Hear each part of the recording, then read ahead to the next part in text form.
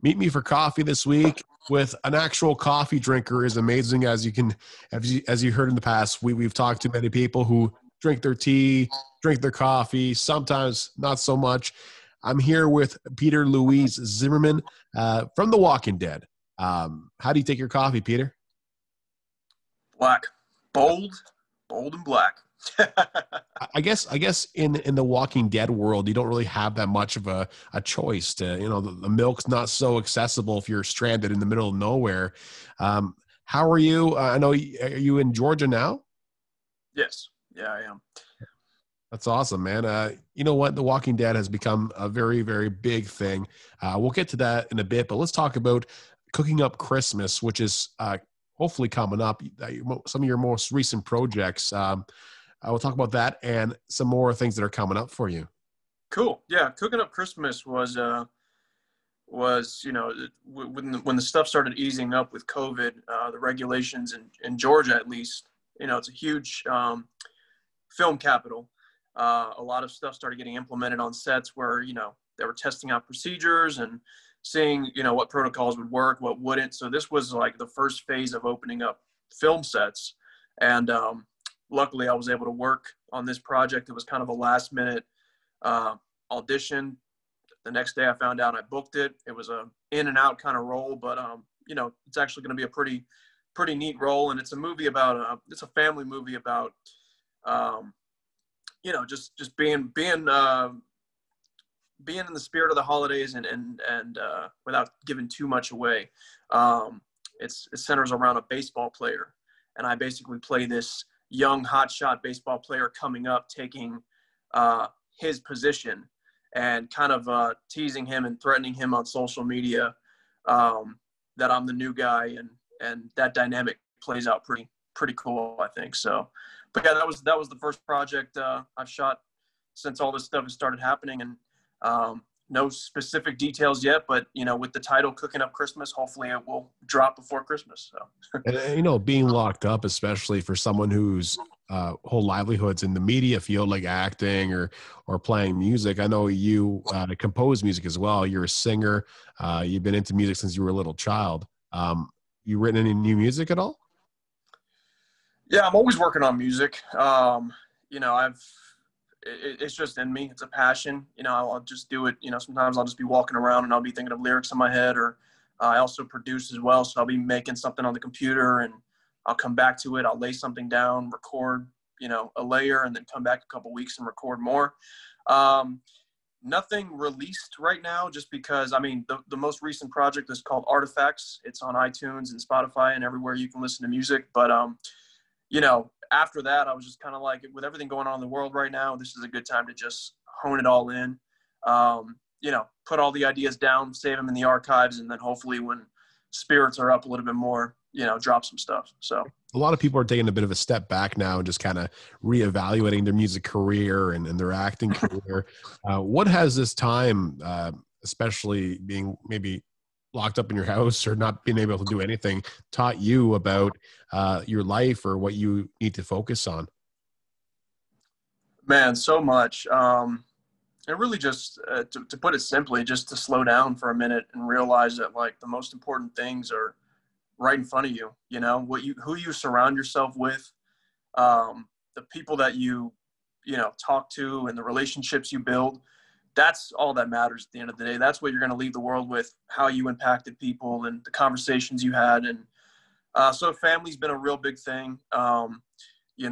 Also just self-reflection too, kind of realizing that,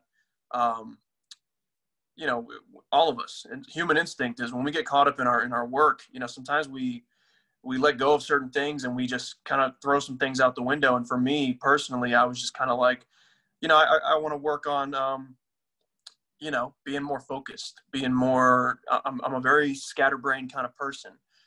Just, kind of picking the things that I really, really love to do that almost are like an itch to me, and hone in on those things versus just trying to do a million things at once. So from a professional side, I guess that's kind of something I learned as well. I fully have to agree with you because, I've taken a step back and I've spent a lot of time with my family. And I know a lot of people would say, fortunately for me, I'm working, right? So I'm able to just kind of get away for a bit. Mhm. Others who are stuck in the house, divorce rates have gone through the roof. You know, a lot of things have happened for many families. People have split up. People hate each other. A very divisive time to live. But this kind of during a pandemic, we say a pandemic, right? Um, Almost like The Walking Dead of what happened there, right? The virus or whatever, and you were immersed in that world. Can you talk about the first audition, how you found out about it, and how you know who you were going to audition for at first? Yeah, that was probably the craziest audition experience I've had in terms of how it all unfolded. It was a typical, you know, for actors these days, at least for, you know, not the Brad Pitts of the world. You audition on tape, typically first round, and then you'll do a callback, typically in person for the producers or casting director. This was just a round of um, taped auditions. And what was interesting about this specific audition was they didn't tell us what the show was. We had to sign a non-disclosure agreement just to audition for it. And meanwhile, I'm starting my new job. At the time, it was a grueling 5 a.m. shift, and I was just kind of like, my brain was there. So I was just turning in these auditions left and right. And I get a call one afternoon from my agent, and she's like, "Hey, AMC is getting ready to, you know, they're going to see if they're going to approve you or not, but just be on standby. You might book this show." And then I found out it was The Walking Dead. And I'm like, oh, great. I'm the only person in Georgia who's never watched The Walking Dead. So now I got to figure out, you know, what the hype is all about.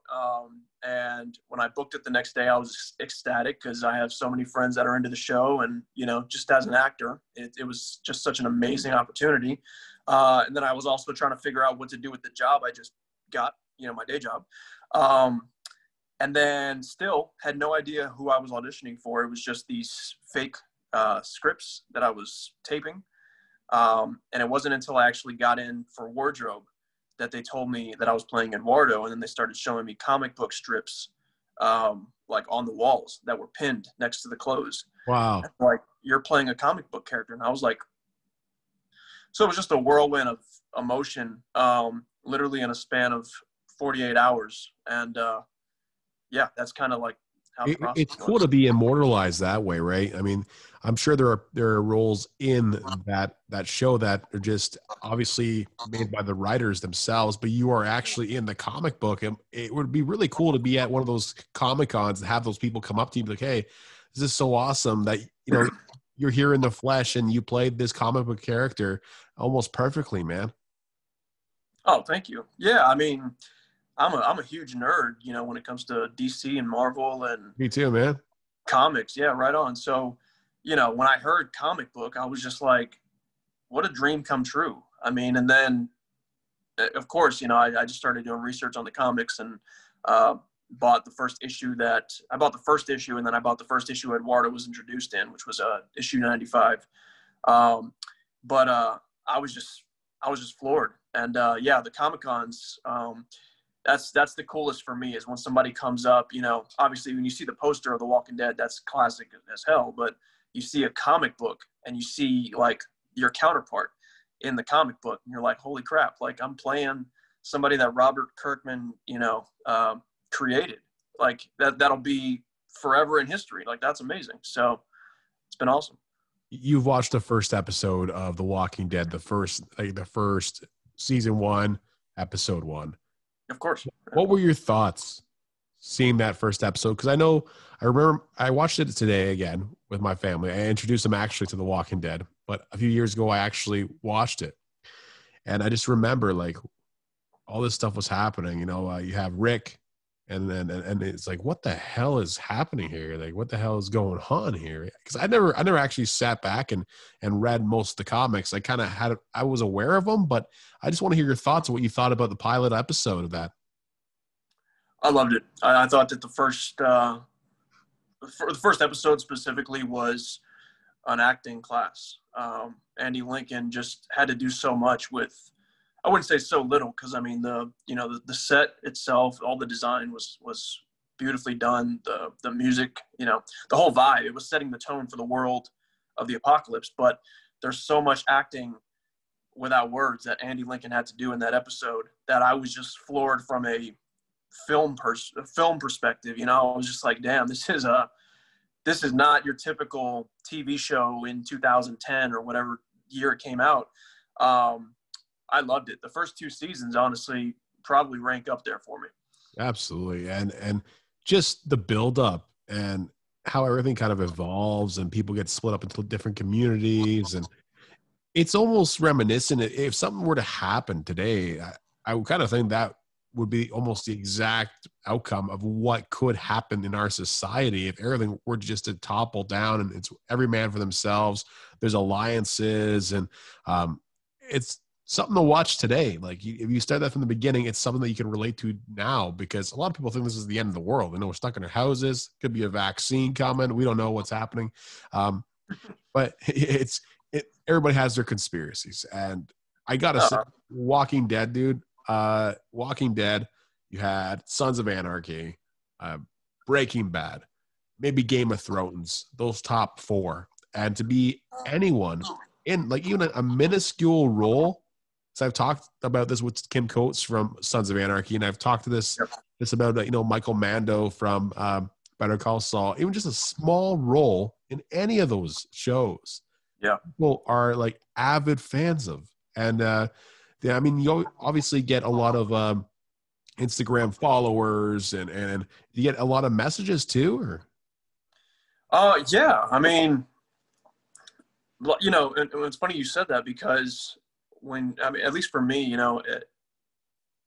we're ambitious as actors. We go into these roles, in my view, not knowing what it was, how many episodes it was going to be, what character you're playing. But once you started to kind of get a grasp of what world you were in and kind of what you were doing, for me, I was just, in the most humble way possible, I was just like, I want more. I want more. I want more. I want to be a part of this story. I want to, do as much as I can to help build this franchise. But you saying that, especially now with, everything kind of coming to an end and, still don't know where Eduardo is.